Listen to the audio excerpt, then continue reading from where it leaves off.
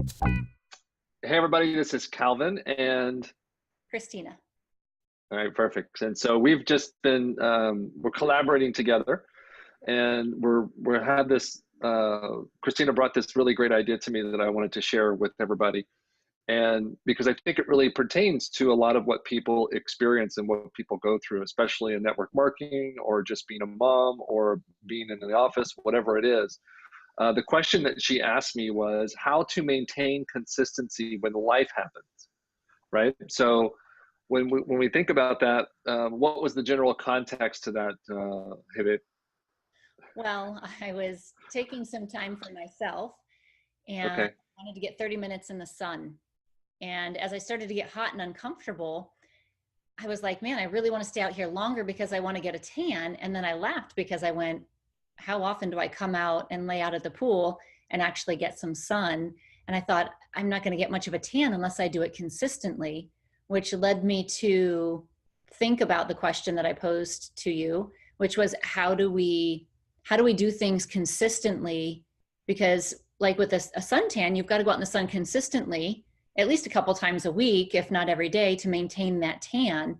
So how do we do that when life happens? And when we have the intention, like there's this program that I want to listen to and dive into some information.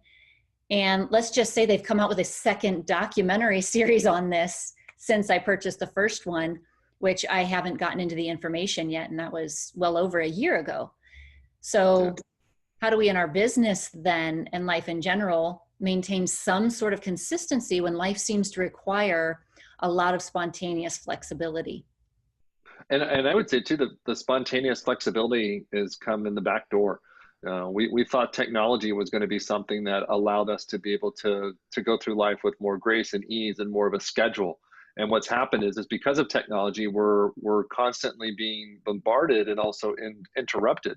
You know, a lot of times when we even want to take time for ourselves, like when we do a meditation, we're still at that place where we're like making sure that our phone's on silent, and if it vibrates, just in case somebody calls, we're available. And we're forgetting that it's okay to take time for ourselves, to and not worry about always having to be available for everything. You know, if there's ever an emergency, I remember going through this uh, with my ex. It's like, well, aren't you gonna leave your phone on in the middle of the night? And I'm like, well, no. And it's like, well, what if there's an emergency? And I'm like, well, call 911. Like, I mean, that's what an emergency is. You don't. I'm not gonna come save you. It's like, we live hours away, so call somebody else that's closer and that can actually help. And so we're the reason for sharing that is to say that we're being constantly interrupted. Like Crystena was just saying about a program. I remember when you and I started one of the programs with Kyle, we're thinking we're going to finish it this weekend, and then like 2 weeks later. I think it's closer But to the cool four. thing is, well, the really cool thing is, and you have to become aware of this, and you have to look at this in a perspective is going, why did it take us so long to do that program? Well, because we were actually doing the work. And when things would come up for us, we actually sat with it and processed it and had, long discussions and deep discussions and uncomfortable moments. And so like we allowed life to unfold. But, for a lot of people that will have to go to a job 9 to 5, have to come home and make dinner, have to do a schedule, bedtime routine. And by the end of the night, it's like, golly, when do you fit that time in?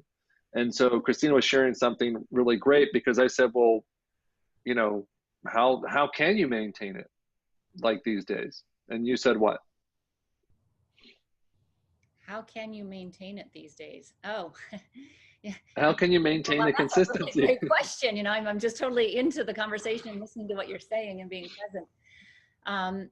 But we maintain it by the only solution I can come up with is we maintain it by going within, by being still, and by sitting and building that relationship with ourselves. And you caught me off guard a little bit there because my mind was going on a tangent with time, because that's a whole nother topic that needs to be addressed and a fresh perspective given to, where you can create more time. And by sitting and meditating and clearing the space and clearing out some of these repetitive thoughts that we have. What was that quote that we read recently where you have 80% of your thoughts are about the past and 95% of those thoughts are repetitive? And so if you could, Or and negative. Hmm? Oh, that's right. They were negative. What was the Were negative? There negative. was, there was You're yeah, right. 80% negative and 90%, 95% repetitive or something. You know what? Statistically, most statistics are made up on the spot, but that was actually something that she read. It was something that I read where it was really powerful and eye-opening, because when you like stop and think about that, you go, wow, that is where the majority of us spend our day. And that's what I love about awareness. And that is like the absolute first step that you have to take to any change that you want to make in your life, because you can't make change if you're not aware that a change needs to happen. And so awareness is really, really important. And you have to become aware of what your thoughts are. So, wow, I have a lot of thoughts every day. Um, what are my thoughts? What's the one repetitive phrase that you say over and over? For me, it was, I'm so tired. I'm so tired. And when I became aware of, oh my gosh, I don't even know how many times I say that. I'm afraid to count. It's a lot every day. But when I became aware of it, I don't even know how much time had gone by, a couple weeks. I think it was just a couple weeks where I had that moment where I went, oh my gosh, I can't remember the last time I said in my mind, I'm so tired. And that was a cool moment, because these shifts happen sometimes simply by becoming aware, which is really, really amazing.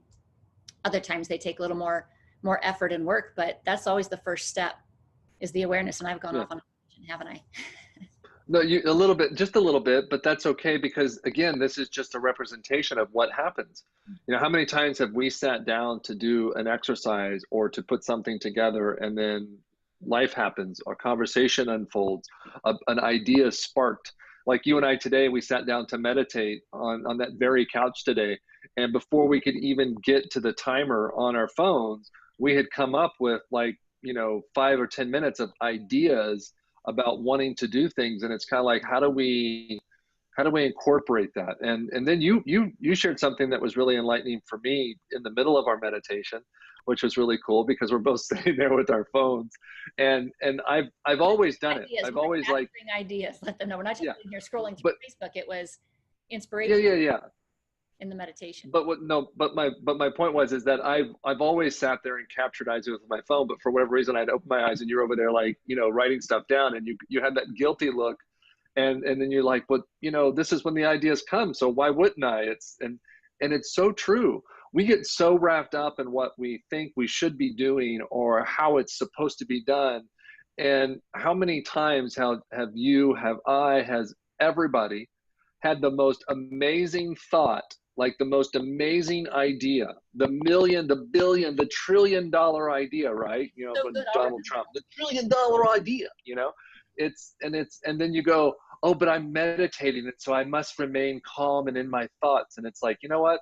Screw that. Like, write the thing down. That's when the thought comes, because you're not watching or putting other stuff in. So write your thought down, because that's going to be the thing that transforms or changes your life. that. Right. Anyway, I went off on a tangent. See, so how to maintain consistency when life happens. So doing the inner work, which is why you even started your own company. Like, you're the CEO and founder of you want to tell people about your company? On the inner. And what's the tagline? On the inner, it's a perspective thing, because and this goes right into what you were just sharing with, how do you maintain that consistency, right? It's perspective. So if we're meditating and I've got these rules that I have to follow that says, nope, you have to close your eyes and just be silent and be still for an hour, but I've got this really great idea that comes through and I go, oh, okay, but it's so great, I'll remember it, and then I'll write it down after my meditation. And then you have more thoughts that come, and then you get out of your meditation and you're going, what was that thought? Oh man, I was sure I'd remember that, you know? And so it's really shifting that perspective from, don't be so rigid with the rules.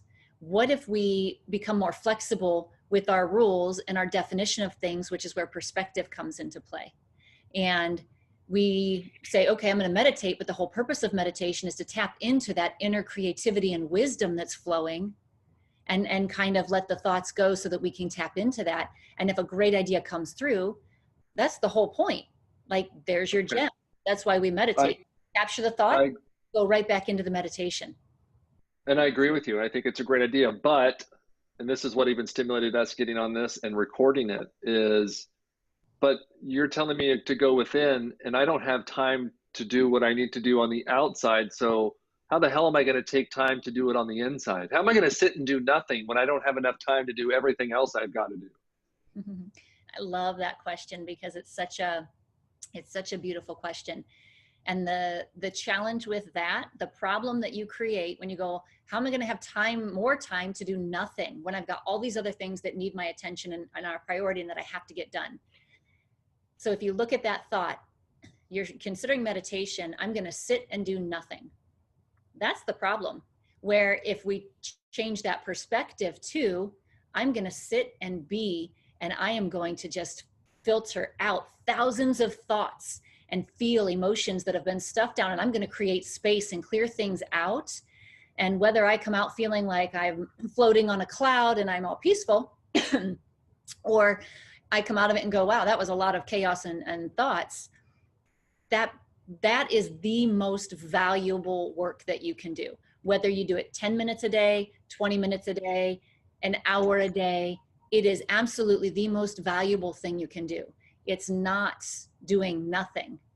It's the most valuable thing, the gift that you can give yourself.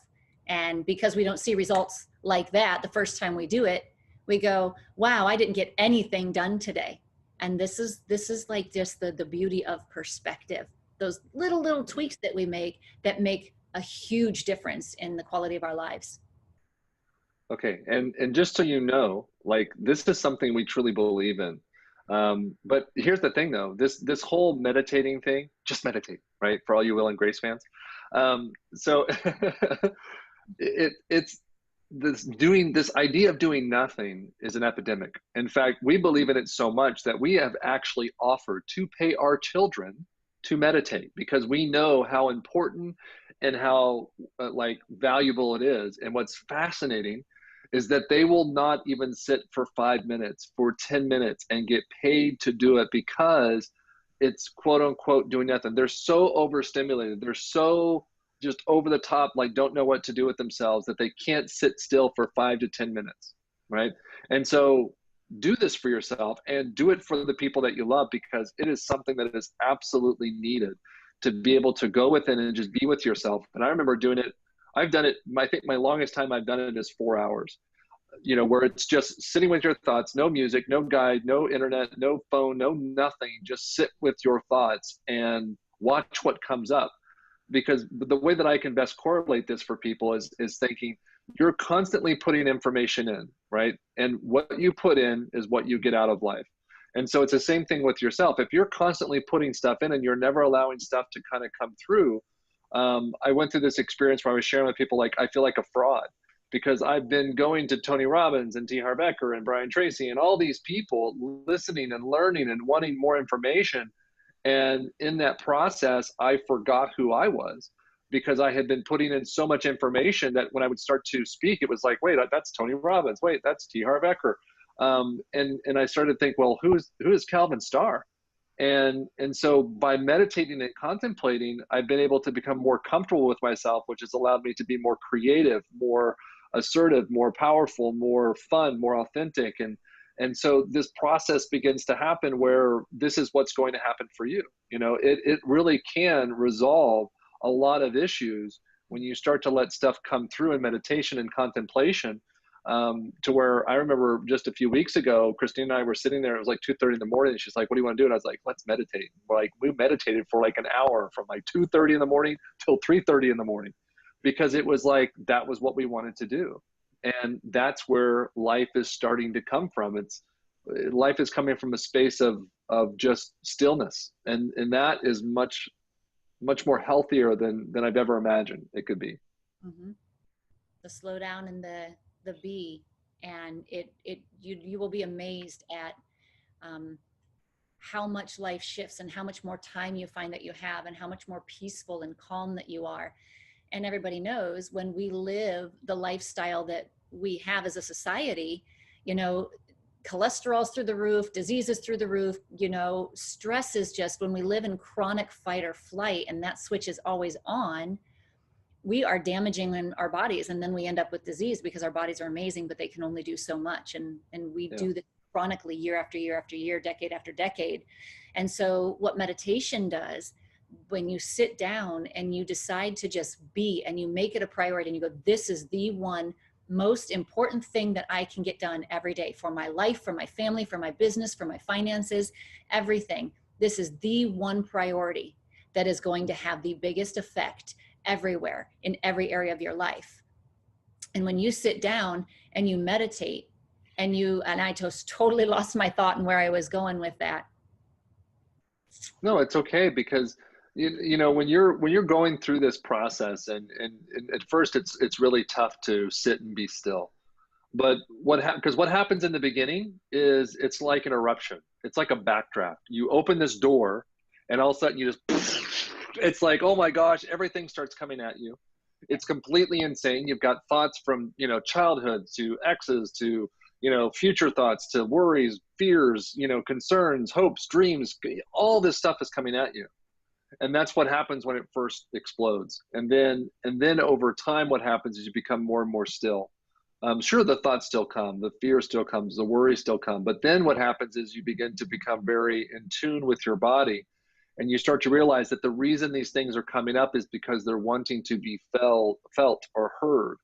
And so when you allow those things to happen, and you start to just really connect with the different thoughts that are coming up, it allows you to kind of move through them. And we hear about people talking about healing crises, and those are just moments of like intense stress because something needs to give. Like Crystena was just saying, your body and your mind can only do so much before it needs to release.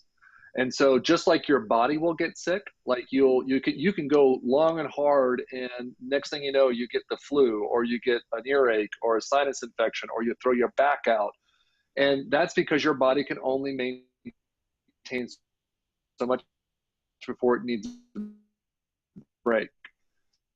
Same thing with you and burn the candle before you eventually have a breakdown, or you need to rest and relax. And so by giving yourself the contemplation or the meditation and being with yourself each and every day, you will begin to integrate exactly what it feels like to create this space for yourself to be able to be more consistent in your life, because you'll be able to, you start to learn, and this is what I've learned, by taking care of yourself, you become the most important part of your life, because you realize that you're the center of it. Then you can actually have more time and energy to take care of other people, but you've got to love yourself. You've got to pay attention to yourself first, and that will give you more to be able to give. It sounds really crazy. I'm sure Crystena is going to clean this up for us. Well, yes, you got me back around to where I had left off with my thought, and that when we live in chronic stress, we deteriorate. We have less and less to give. We're shorter with our partner, with our kids. We snap. We are frustrated. We're like, can't wait for happy hour or whatever it is to just, relax. We want to relax so bad because we go so hard all day.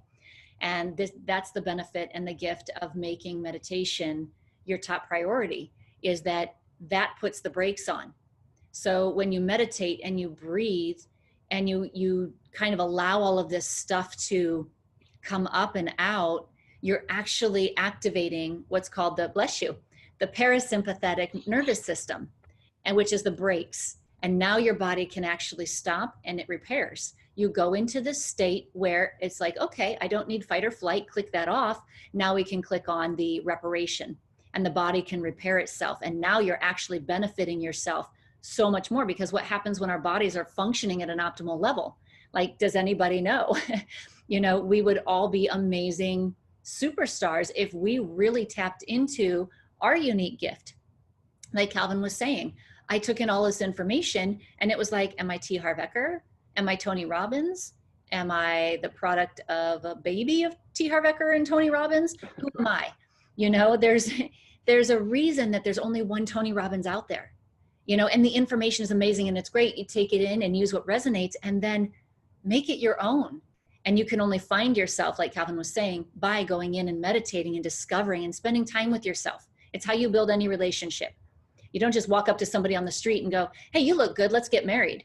No, you go on a date, you talk, you see if you're a good fit. Do I like this person? Do I not? You go on a couple more dates, or you say, hey, that was fun, let's not ever do this again.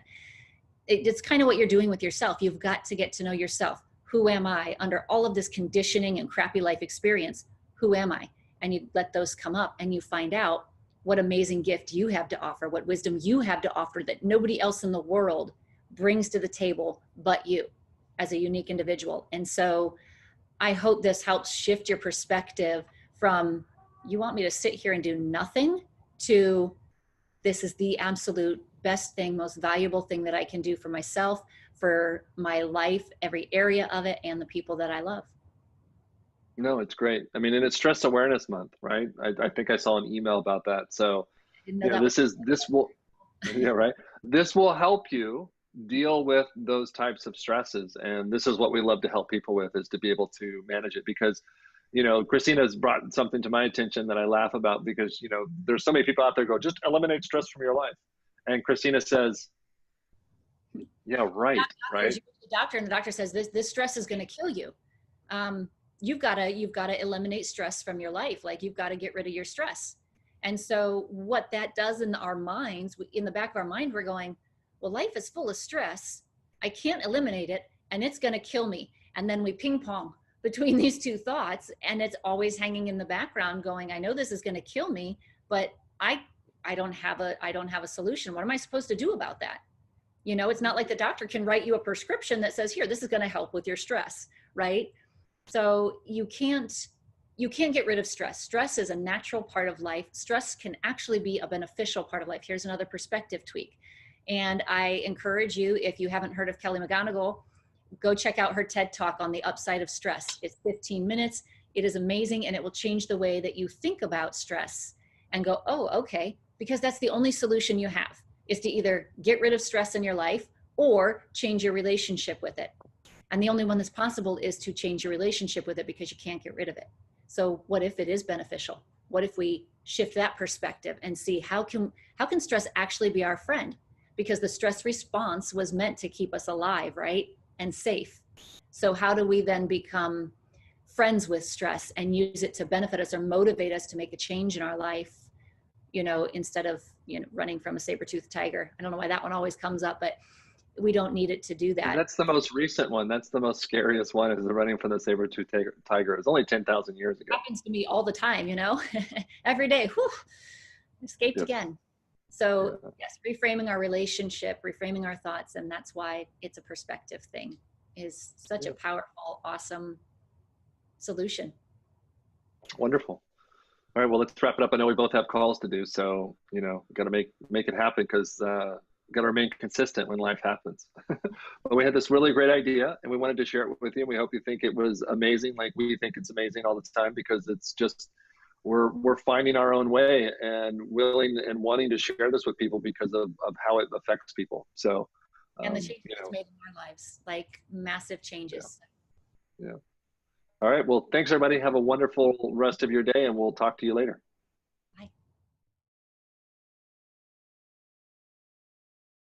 Hey, everybody. This is Calvin, and this is Crystena.